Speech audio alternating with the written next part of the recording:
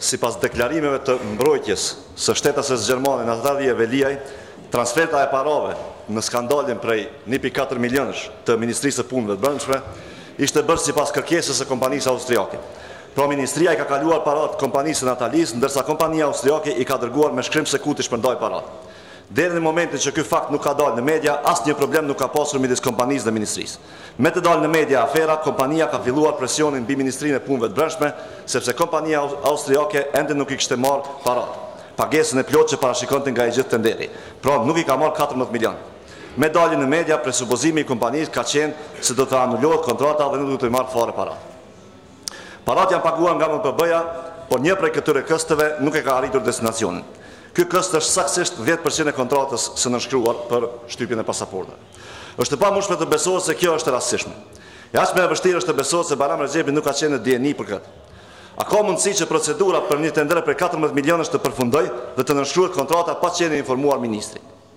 Sepse është dëshmuar tashmë se këtyre nuk ju ik as punësimi një në punësi nëpër ministrit a agjencisë shtetërore e LRM të 9 milionësh.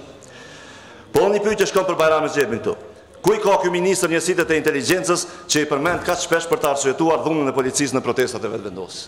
Pra pse ky njësitë i inteligjencës nuk e informoi Bayram Rexhepin për këtë skandal para se del në media?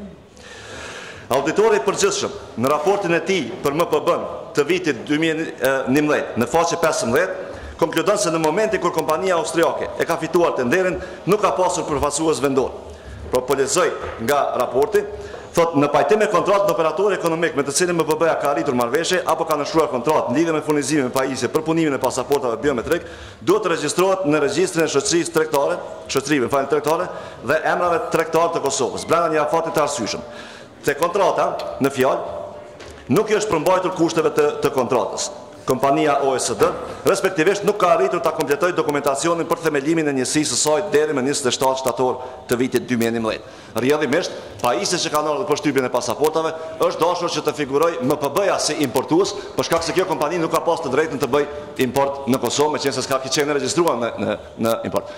Pra Ministria e Punëve të Brendshme ka qenë përfshirë drejt për së drejti në këtë kontratë dhe në këtë aferë, për shkak se madje ka pranuar që të shërbejë edhe si importues për këtë kompani e cila e ka shtypur pasaportat. Dhe prap Bayram Rexhepi na thotë se unë nuk kam ditur gjë. Bayram Rexhepi dje po ashtu na tha se në momentin kur ka kuptuar se çfarë ka ndodhur, ka insistuar të nisin hetimet.